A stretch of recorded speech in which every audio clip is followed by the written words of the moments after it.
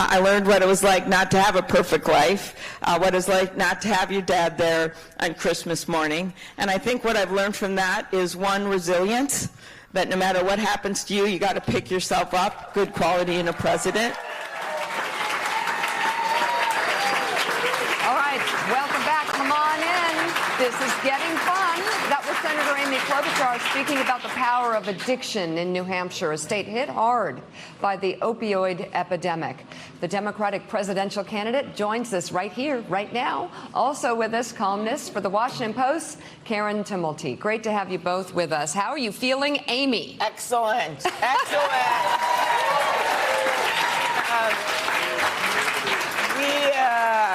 Something's happening here, yeah. And I think a lot of it, I've been here, I think 22 times, but after that debate, something switched. And we'd done a lot of hard work to get there, but it just allowed the people of New Hampshire to see me in a different way, not just my policies, but also where I was coming from for my heart. Also the press. You know, I've coached football, and I coach baseball now, and sometimes I have to go like this to the kids because they're like 11, 12 years old, and I'll be talking, I go, over here. Hey, right here. Right here. And you've been doing that to us the whole time. You're like, hey, over here, over here. Hello. You guys keep talking about everybody else. You came in and you said, okay, now you guys are kind of focusing. Exactly. The day before the primary, but whatever. You'll take it. That's when you want it. You don't ask Elizabeth Warren. You don't want it 6 months before the primary. All right. So anyway, we have, since the debate, we've raised over $3 million from regular people. That's pretty good. Online.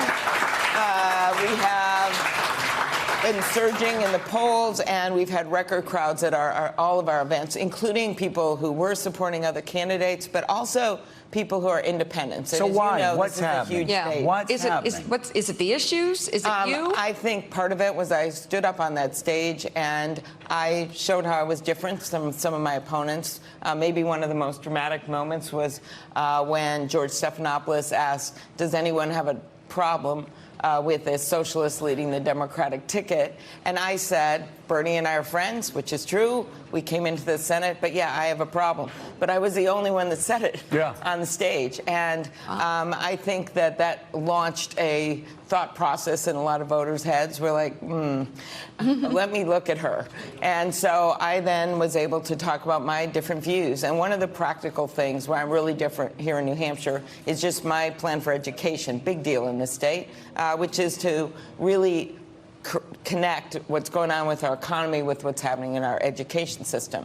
That we're going to have over 1 million openings for home health care workers, over 100,000 openings for nursing assistants. We're going to have over 70,000 openings for electricians. We're not going to have a shortage of sports marketing degrees.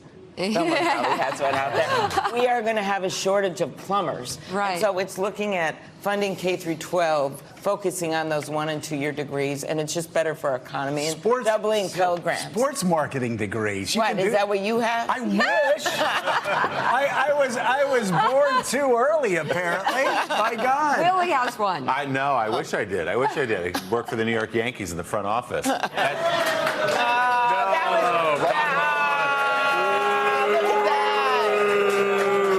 That would go over well in this room. Yeah, that is what you don't do.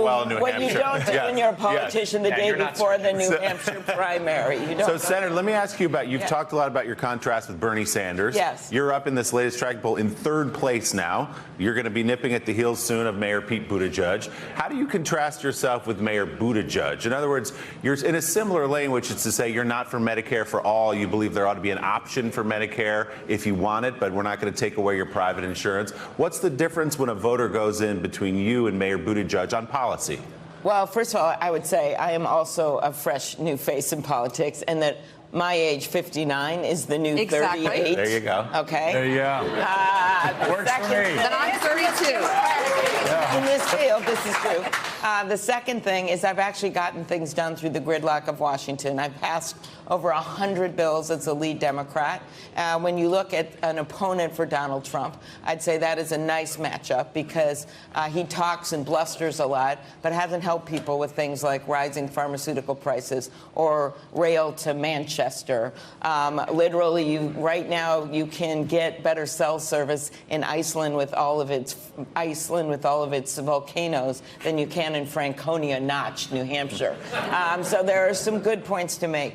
But I think the other thing with Mayor Pete is I've won statewide. And that is the one thing that unifies our party more than anything is we want to win big. And I've won in rural areas, suburban areas, every single congressional district, every single time, including Michelle Bachmann's district. Okay, there you She go. does not bring those receipts. And people in New Hampshire know 2,000 votes separated Hillary Clinton, Donald Trump. She won this state, but barely. And they want a candidate that can actually bring people with her. Do you agree with Vice President Biden's concern put up in an ad a couple of days ago that Mayor Pete, as the former mayor of a city of about 100,000 people, just isn't ready to be the commander-in-chief? You know, I actually very much respect Mayor Pete's experience in the military, and I actually respect a lot of people that have experience in small towns. I've got a lot of small towns. New Hampshire has a lot of small towns.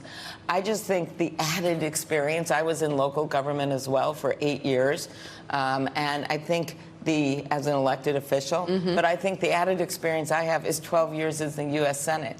It is actually passing bills and knowing how to work across But is the a mayor aisle. ready to be? Is a mayor of a 100,000 person town ready to be president of the United States? I have always said that everyone on that debate stage would be a better president than President Trump. I believe that anyone has that experience. I think that my experience is very, very important here. And it's also the experience of getting the respect from people across the aisle. Look at the endorsements I've gotten in New Hampshire. Every single newspaper, Union Leader, Keene Sentinel, Portsmouth Herald, and the Seacoast newspapers, not to mention the New York Times. So, you know, I think that's important. Thanks for checking out MSNBC on YouTube, and make sure you subscribe to stay up to date on the day's biggest stories. And you can click on any of the videos around us to watch more from Morning Joe and MSNBC. Thanks so much for watching.